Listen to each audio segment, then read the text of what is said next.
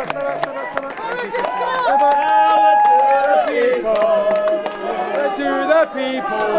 people got the power, and when everyone's together,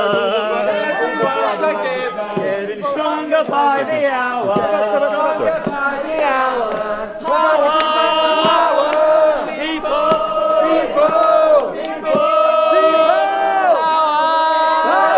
power to the people. The people got the power.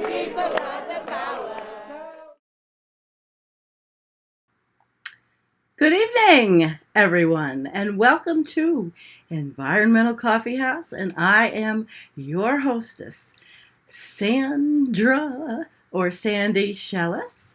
And I have a very interesting reading tonight. Very interesting show tonight. I don't think I need to have my name up here. Y'all know my name, right? Maybe I'll move it over. Anyway, so you know that we've been having the discussions about, and I hate to have to say it again, but Dr. Michael Mann's new book, right? Okay. Well, he names Dr. Rupert Read in this book. And Rupert Read is one of the founders, he was with Extinction Rebellion. And I have a little clip, and then I have an article I'm going to read. And I think I'm going to start out by playing the clip so you can know who he is. And then he's from the University of East Anglia in the UK, I believe it is. And he is, nope, that's not it. That's not what I wanted. I have his book page up, but all right, we'll look at him after. But I'm going to play this. It's 4 minutes long, but I want you to listen. This is just a bit of a get familiar with him. He has been interviewed by Collapse Chronicles. He has had a post-doom, but he's known for so much more. He's an author. He is the guy that he writes a lot about he teaches the Wittgenstein, he made a major contribution to conversations on language, logic, and metaphysics, but also ethics, the way that we should live in the world. He published two important books, the Tractatus Logico-Philosophicus in 1921 and the Philosophical Investigations in 1953, for which he is known. So Rupert is a student of that dude. All right. No, it's not a dress. Raza says nice top. No, it's actually a long john kind of. It's not, well, it's to keep me warm because it was freezing where I was today earlier. So I'm really glad. I hope we get lots of people. And let me play this video for you. So hi, Kim. Oh, I'm so happy Kim's with us all the time as a mod. She's the best mod. We really got to give Kim a hand. I mean, I'm telling you right now, I'm giving Kim. I am definitely giving Kim the Environmental Coffee House flush of the night. Yes. Welcome to Happy Hour. All right, let's play this video so you can familiarize yourself with Dr. Rupert Read. I'm sure a lot of you saw his interview with Sam Mitchell on Collapse Chronicles. So let us go. Joining us now is Dr. Rupert Read, who's an Extinction Rebellion spokesperson. Welcome, Dr. Read. Hello, Majid. How do you respond to what I've just said? Well, we agree about much. I think much of your analysis is absolutely right. In particular, I want to emphasize that Extinction Rebellion is beyond party politics and beyond ideology. And that has been in our DNA since the beginning, and it's been very clear in everything I've said about the movement, and that has not changed in the least. Now, if we come for a second to the SWP, because this is really a sideshow, the SWP, I agree with your analysis, again, speaking for myself here, not really speaking for XR, but speaking for myself, I would regard the SWP as a bunch of parasites and hangers-on. Yes. What I've been saying in the recent media, which I think you're aware of, and which has been unfortunately distorted by some, is that the SWP have been turning up to a few XR events and so on, but they are getting absolutely nowhere. So there is no comparison whatsoever with Stop the War. Stop the War was basically, and Stop the War did a lot of good stuff, but Stop the War was set up as essentially an SWP front. There is no comparison between that and Extinction Rebellion. We are a very broad-based organization. We are not at all subject to a socialist ideology or anything like that. So I'd like to put your worries at rest on that score. Ian Dale spoke about this a little while ago on LBC, and I think he's conceded now that his earlier comments on Mann on this were a misrepresentation. This is not a problem that we have. This alleged problem of infiltration just isn't. Could you in terms speak of to the action that took place Sure. in terms of the action that took place at the Murdoch presses, that action has absolutely overwhelming support within Extinction Rebellion.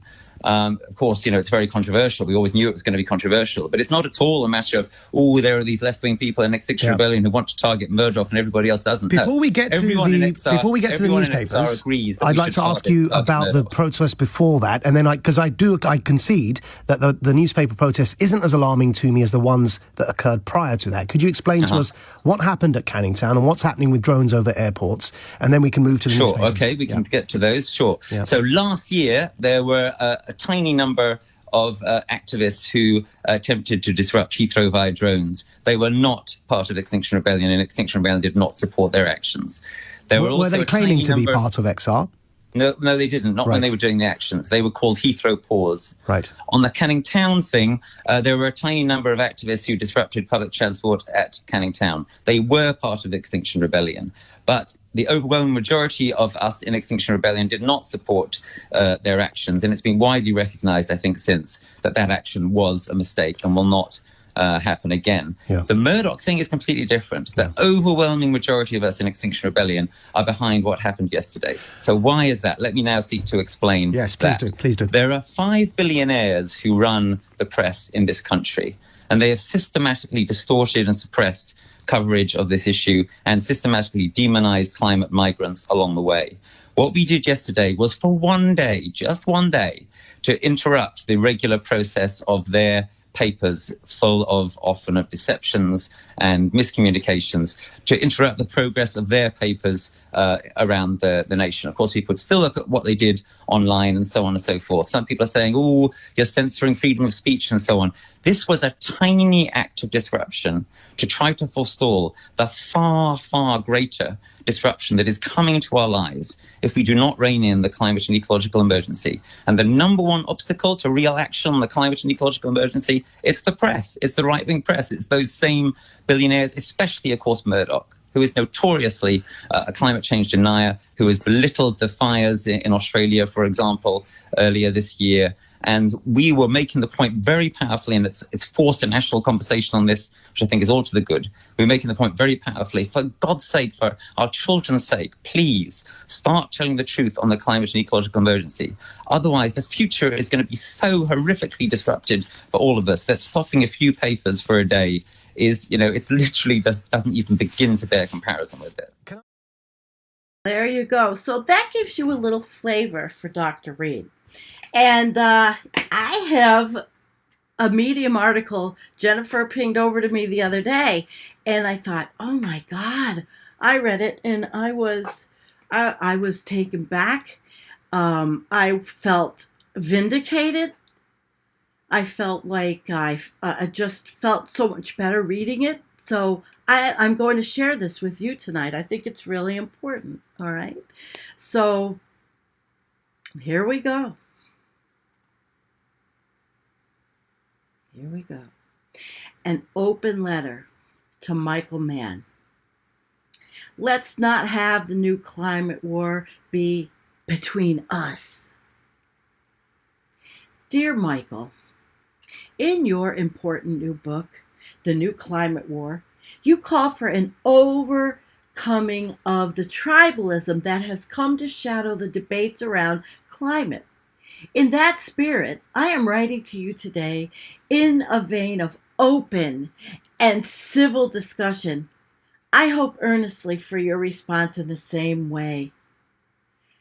In your book, while praising Extinction Rebellion, in some important respects, you also criticize them for allegedly adopting a soft doomist frame at times. And here's what you say, citing a quotation from XR as evidence to back up this. He says, soft doomism has become increasingly widespread. Its basic tenets have been adopted by groups like Extinction Rebellion, which takes the position that, quote, we are facing an unprecedented climate emergency, global climate emergency. Life on Earth is in crisis. We have entered a period of abrupt climate breakdown, and we are in the midst of a mass extinction of our own making, unquote. I really want to understand why you think this constitutes a kind of soft doomism, Michael. It seems to me, by absolute contrast, simply a plain telling of the terrible truth, virtually indistinguishable from, say, David Attenborough's recent remarks, and that if we continue on our current path, we will face the collapse of everything that gives us security. Food, production, access to fresh water, habitable ambient temperature, and ocean food chains. And if the natural world can no longer support the most basic of our needs, then much of the rest of civilization will quickly break down. Then he puts in a link to Sir David. You don't take Sir David to be doomist in his framing, so why use that as the epithet of XR? By soft doomism, you mean distortion of the climate science that makes it sound as if we're doomed. The only bit in the statement from XR that you call doomist that could conceivably match that description is abrupt climate breakdown.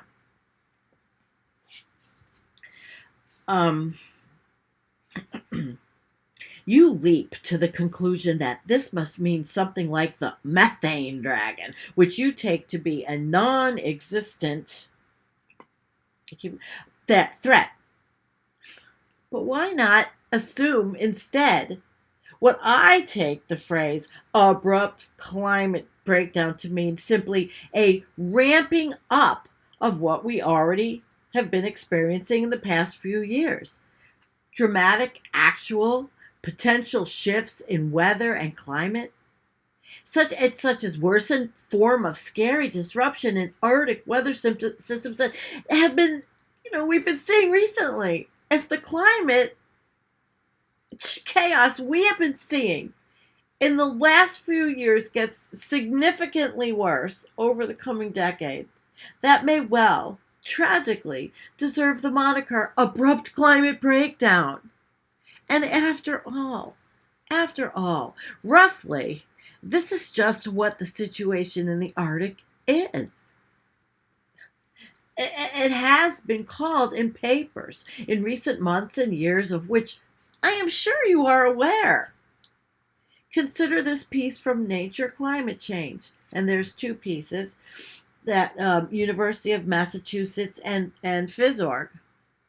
The word abrupt is hardly XR's invention. What XR are seeking to do with science as a basis is to raise the alarm about the direness of the emergency we are in, to help motivate action.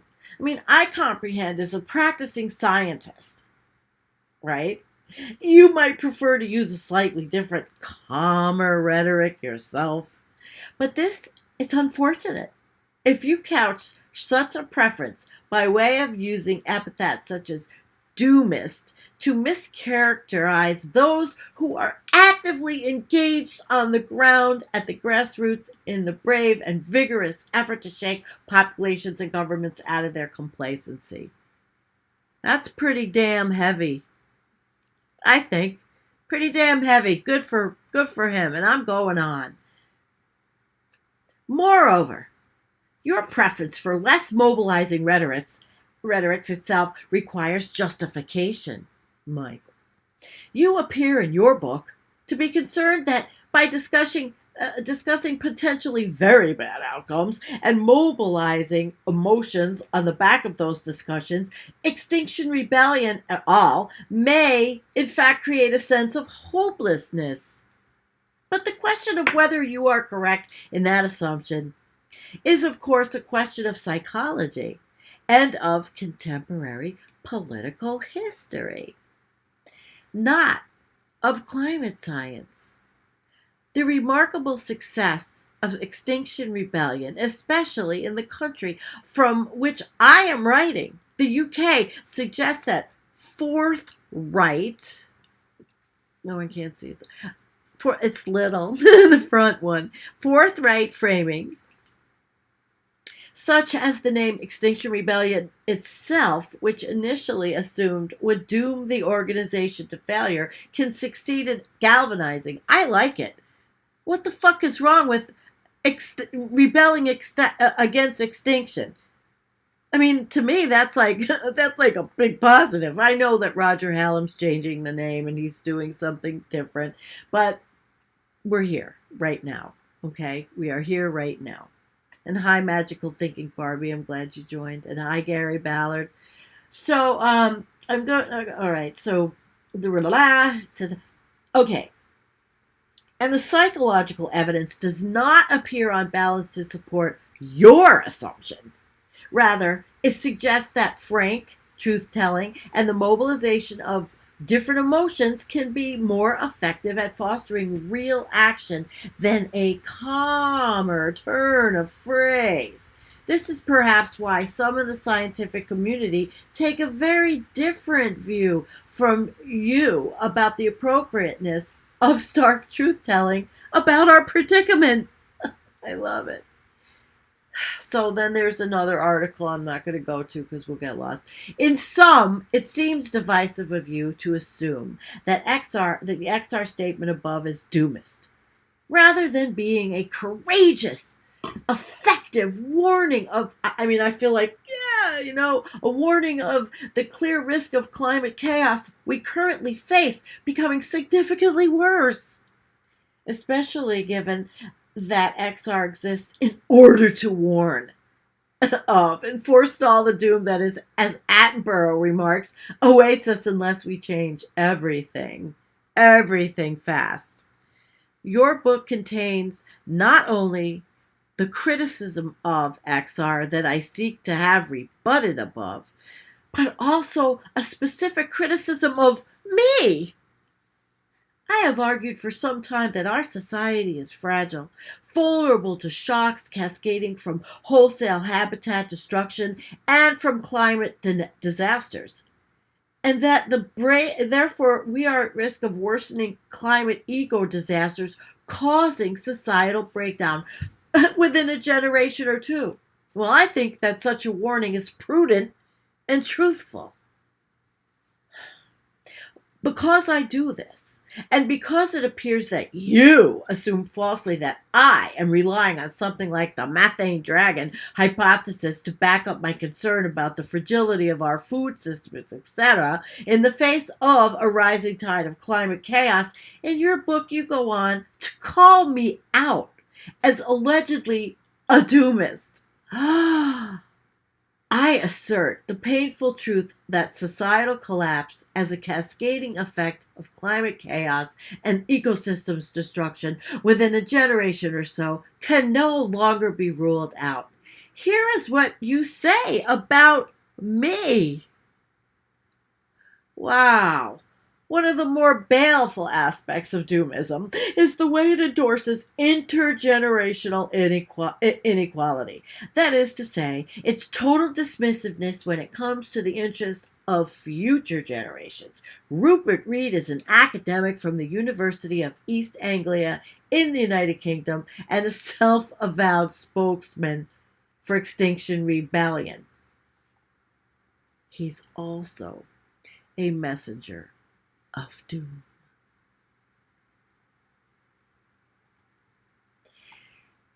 It is pretty astonishing to find myself accused of endorsing intergenerational equality, when for the last 20 years central to my academic work has been a series of arguments, both logical and passionate, against the vicious generational inequity that we are all now complicit in. Oh, absolutely, Rupert, we are. It is even more astonishing for the same reason to be libeled and is totally dismissive when it comes to the interests of future generations. That is the polar opposite of what my life's work has been about. Perhaps it's just possible that you didn't familiarize yourself with what I actually do and say before making the claim against me in your book, Michael. I have spoken passionately, repeatedly, on national TV in favor of our taking the strongest possible action to safeguard future generations. I fight tooth and nail, nonviolently, for my nephews and nieces and all the children of the world and of the future. My personal philanthropy, too, has been almost wholly devoted to this cause. I recently got arrested for criminal damage for protesting against the lies and distortions of climate denialism. If I'm a doomer, I sure have a funny way of showing it. Yet, you call me a messenger of doom. You know, I'll tell you what. That really pisses me off. That really does. This is quite literally turning the truth on its head. Every single talk I give, including when I speak to the kids, is a rousing call to radical action, to an emergency program of mitigation and transformative adaptation to the impacts that are already here. You also describe my talks as fatalistic. I'm never fatalistic. I am always completely the opposite. I can only assume that you have never heard me watch me speak.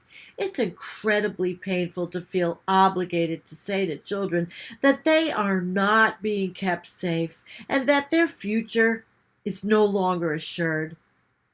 That only if we rise up and protect them to mitigate on an emergency basis and to adapt transformatively will they have a modicum of security again.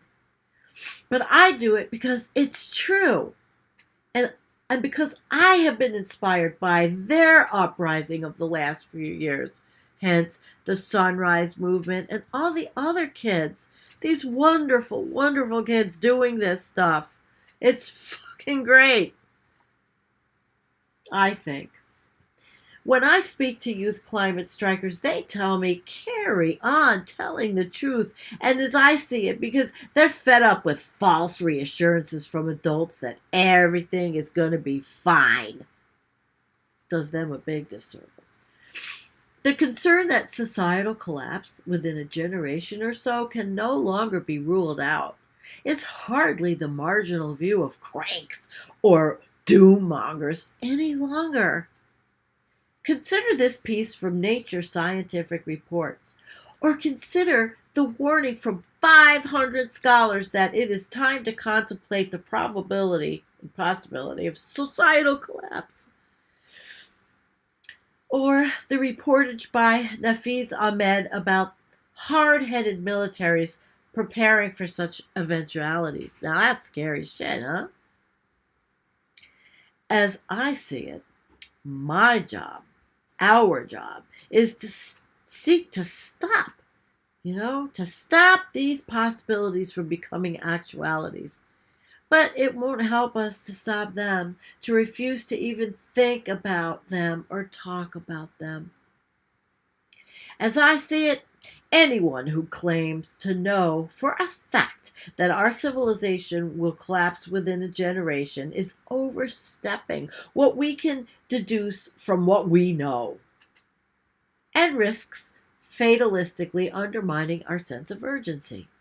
But equally, anyone who claims to know for a fact that our civilization will not collapse, this is important, within a generation or so, is so overstepping what we can deduce from what we know and risks undermining our sense of urgency. So I put it to you, Michael, that my position and my framing is the antithesis of doomism. But what I say does have the consequence that we can no longer blithely assure our children of a future regardless. Instead, we have to fight like hell to make sure they have a future. Let's remember here that climate decline is already killing hundreds and thousands per year. For more than that, if one of the deaths from eco-driven and properly climate-driven pandemics such as COVID, this tide of deaths is certain to rise for some time to come. So how do we assume that our own children are immune to it? How do we assume that? Frontline states such as Bangladesh are clearly vulnerable to climate overwhelm within a generation or so. But we completely and complacently assume that the US and UK are not. Why do we assume this when the evidence from COVID-19 throws into stark relief the fragility of the systems in these advanced or overcomplex and politically or deeply troubled countries of ours? Consider the recent climate chaos caused freeze in Texas. This has killed children as well as adults. In the heart of your country, the USA itself. Surely there shouldn't be any taboo on saying so any longer. And on warning strikingly that unless we get the situation under control, such tragic deaths are liable to increase exponentially. Right? Exponentially. The graph of such deaths will end up looking like a hockey stick unless we manage even now at the 12th hour to turn the situation around through radical truth-telling and radical action. Michael, it goes without saying that you have the best of intentions, and I respect your concern about the possible harmful effects of doomist voices. I agree with you that counsels of despair are harmful. I just want to invite you to think again about whether there is really any counseling of despair in some of those you have labeled engaging in doomist framing. Duh. Yeah. My latest book is entitled Parents for a Future, and I'll pull that up and show you after. How loving our children can prevent climate collapse. Michael, does that sound anything like the gospel of a doomer? I'd love you to read that book. As I'm reading yours, I think if you did, you would find that although we have important differences in rhetoric and in our level of concern about the possible consequences of climate chaos breakdown for our societies during the next generation, we are quite clearly basically on the same side. That is why I have sought here to write to you in the spirit of openness and civility. That's why I made our last video. I don't think your claim about XR using doomist framing can be sustained. I think if you knew my record and my work, you wouldn't call me a doomist or a fatalist either. those are truly the last things I am. The situation, our civilization, is a desperately, desperately painful one. It is so very sad that we need to have these kinds of discussions at all.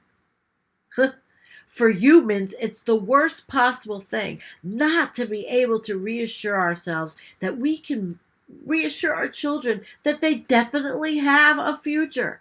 My book is called Parents for a Future because it is centrally about adults stepping up to take responsibility now to ensure that our children do have a future.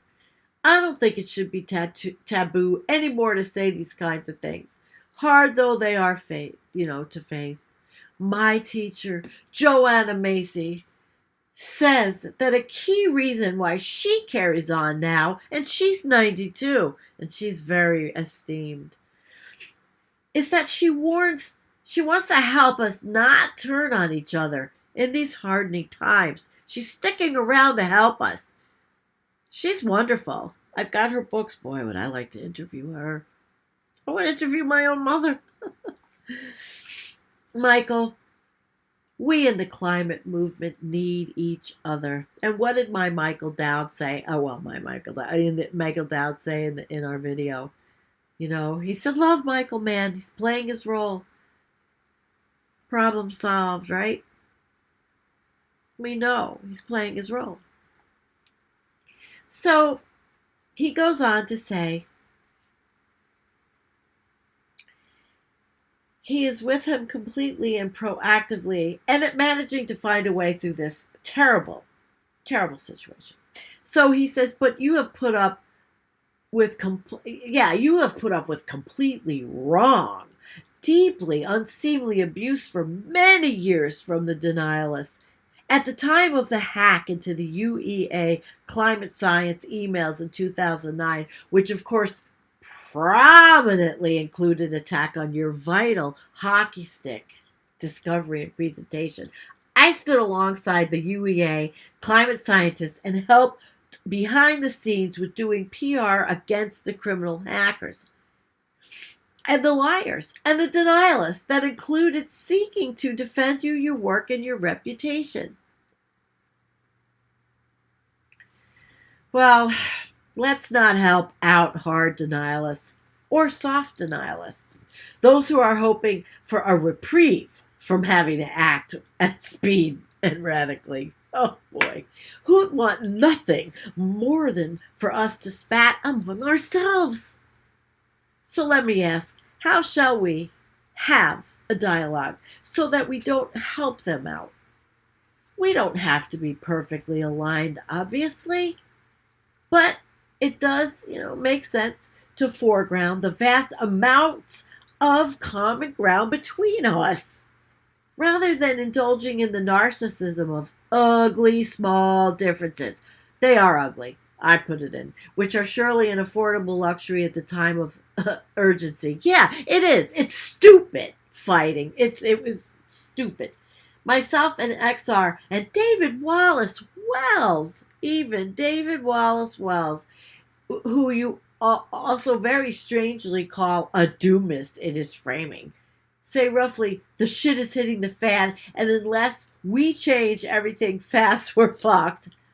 You say roughly, we need to change things fast so that less shit will hit the fan. The difference between these two positions surely does not deserve name-calling and blocking. Oh, God. There is all the difference in the world between these positions on the one hand and the shitty siren refrain on the other of the shit's not going to hit the fan. Actually, there isn't any shit. This was really good, wasn't it? Oh my God, I really thought it was great. I had to share it with you. I was intended to note in your recent Guardian article, Michael, that your helpful, candid admission that fatalistic doomism is more like a mood, and anybody can fall in at times, including you. Let's see if we can help each other not be dragged into that dark place. The situation is dark enough as it is, so can we try again? Can we all just get along? Let the climate war not be between us.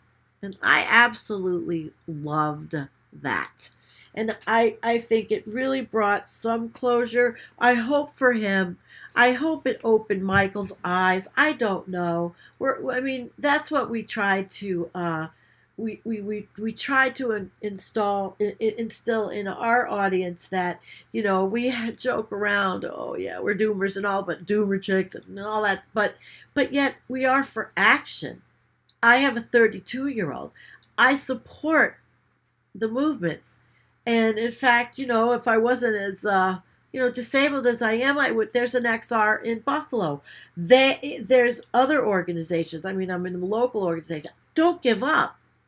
It's just, as I wish I had pulled that up, the Kate Marvel one, my new one that I love, that she said, you know, basically it's the end result. Don't worry about it. Just just live, get here, do every day. We gotta do. Can you hear I have a cold? Oh my God, it seemed to get worse through this thing. So where are you guys? I want to see who's with us. Jim, you're with us. Yep, and Alaric, you're here. Patrick McNulty and Kim and Gary. We as a generation are responsible to pass along a good, decent world for the next generation, and we have failed at that horribly. But as everybody says, no matter what the outcome, we have to try. And of course, the scientists will try their techno stuff. We're not going to be able to stop it. I just wish we could stop the mining and, the trees. The Black Bear News, Kevin read a story, I think it was from Truth Out, about the Yak Valley, and I think it's Montana, clear cutting for probably, the forest management, but these are huge old growth trees. I don't have the article, but it's I'm not going to stay on much longer, but I really, really wanted to just read this to you because it was phenomenal, and I feel for Rupert. Let me see if I can pull up real quick so you can see. I gotta shut that one off. I don't know if I could do all these multiple screens and all this fancy technology I'm playing with. Okay, I think I can now. All right, here we go. So Rupert's got his own little Twitter there. And let me just go one more place. I wanted to see if I could find his website to show you. But you know what? There he is talking. We're not going to be able to hear it, but he says it's time. You know what? I'm going to put it up. You can't hear it though, because I can't do this. A future, and it really is as stark as that. That's why he says it really is a start. A future. I can't start it. Forget it. Let me get you back. Let me get you guys back. Oh God, this is supposed to be. I screwed something up. Can you see me? Yeah, you can. I gotta get this off. Okay, let's get it off. Alright, let me close that out. We don't need that anymore because pretty much I'm not going to show you anything anymore. It's just that's the deal. That's the deal, my friends. Nice article. What are you talking about? I'm so glad you guys joined me. Listen, I got the vaccine today. I got the Moderna. And I knew I had this, but it's a head cold. And so we just fucking went. And we both got it. And so what I'm sounding like, this nasal stuff, that was happening before. And it's not COVID. And I'm not going for a COVID test I know what it is. It's allergies. It's this time of, yeah. Thanks for indulging me. I've been in a little bit of pain. Hi. Oh, yeah. Okay. Everybody says that. When I went to get the vax, I said, don't I get a sticker? I'm vaccinated, like when I go vote. which I think is hilarious. Okay. So, what are you guys talking about? Are you enjoying yourselves? I hope so. All right. We're going to get out of this. We're going to get out of here with a little bit of music. Anybody you want to talk about? John, I'm never going to feel better. It's just true. It's not a thing that I can control, but I can control it. I actually do. I take pain, and he sits next to me in the car, and I take him with me, and, you know, it's just part of my life, and I still do everything I need to get done. It hurts, but that's the way it goes. I'm here with you. Hi, Kendra. We have to try, but it is now critical to get super clear on what actions to prioritize in the waning hours we have left. That's why I like the climate mobilization, because they're talking about just mobilizing everything locally, and that way it's a smaller thing. We're not going to be able to rely on government responses when the shit hits the fan. So I'm a procrastinator, but I'd like to bring on someone from there. And what else Kendra said? In my opinion, it is critical to reduce risks from nuclear waste storage for the remaining life on Earth.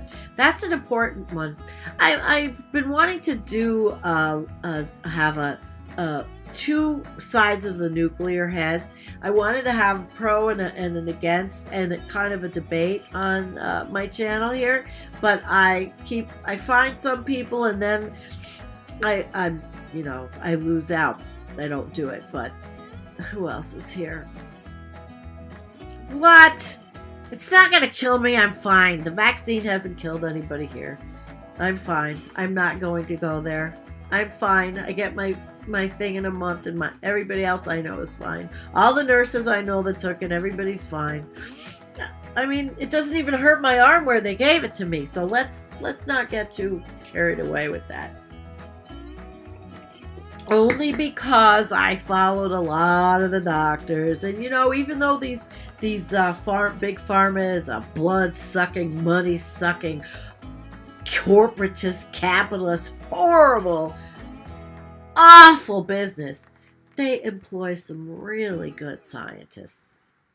And these scientists have been working on these kinds of things for a long time. And I'll tell you what, I don't think that they're all evil in the pharmaceutical companies. So let's not go there. We have to have some trust in something. If we don't, we're going to go, I think we go extinct, faster. I think if we stop this shit. And Max, I'm not putting you down, honey. I was thinking of other things. Tanya's 100-year-old grandma just had a Moderna first and second. She's fine. See, we'll be all right. And it will work or not. That's it. There you go. That's my... Oh, wait. Nope. There, Gazer. Vaccine will work or not. That's it. There you go.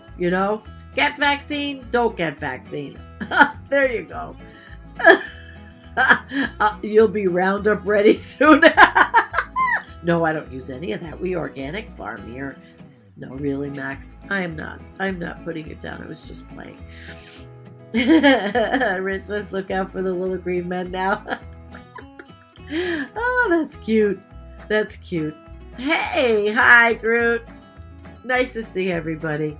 Yep, trust medical marijuana. Actually, I can't afford it, but this was sent to me from a nice, wonderful person in California. All right, Paul H. Thanks. I'm gonna split early, guys, because I really sound horrible. So, and let me remind you, Jim McHenry, he made a phenomenal video today. If you don't see it, I'm taking it, Jim, and I'm gonna rework it, and I'm gonna make it into a masterpiece because he has the suggestions, he covers the topics, everything. It's very thorough. I think you'll love it. All right, guys, I do think you'll love it. So I am going to end with letting you listen to a little music, taking me off, and saying peace out. Hi, Rollins Ridge. Peace out, guys. I love you all.